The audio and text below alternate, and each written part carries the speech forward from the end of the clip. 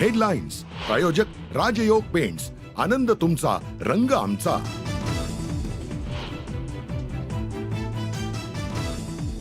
धनंजय मुंडेंवर 300 कोटींच्या घोटाळ्याचा सुरेश धस यांचा आरोप. तर कृषी विभागातील बदलीमध्ये 100 कोटींचा घोटाळा. धसांनी वाचून दाखवलं बदल्यांचा रेट कार्ड.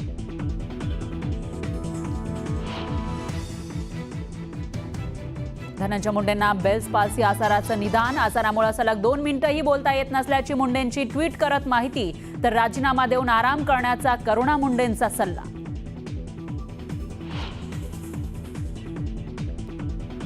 कागदपत्र फेरफार प्रकरणी कृषी मंत्री माणिकराव कोकाटे आणि त्यांचे भाऊ सुनील कोकाटेंना 2 वर्षांची शिक्षा. कोकाटेंना न्यायालयाकडून जामीन मंजूर. राजीनामा देणार का याकडे लक्ष. फडणवीस आणि माझ्यामध्ये कोल्ड वॉर नाही, आम्ही टीम म्हणून काम करतोय. शीतयुद्धाच्या चर्चांवरून उपमुख्यमंत्री शिंदेंचं स्पष्टीकरण.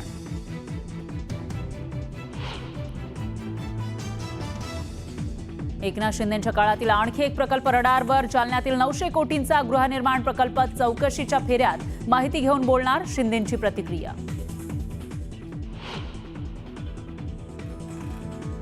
पुण्यातील मोक्याच्या जागेवरून भाजप आणि शिवसेनेमध्ये वादाची ठणगी पडण्याची चिन्ह.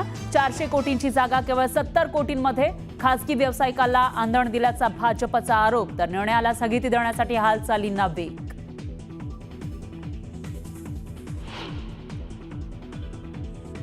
बीएमसी निवडणुका एप्रिल-मे मध्ये लागण्याची शक्यता. उद्धव ठाकरेंच्या पदाधिकाऱ्यांना तयारीत राहण्याच्या सूचना. तर मी आता धक्का पुरुष झालोय, आपणही त्यांना एकदा जोरदार धक्का देऊ, ठाकरेंचं वक्तव्य.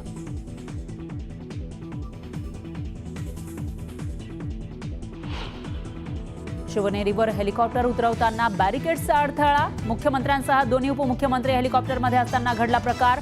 पायलटच्या प्रसंगावधानामुळे अनुचित प्रकार टळला.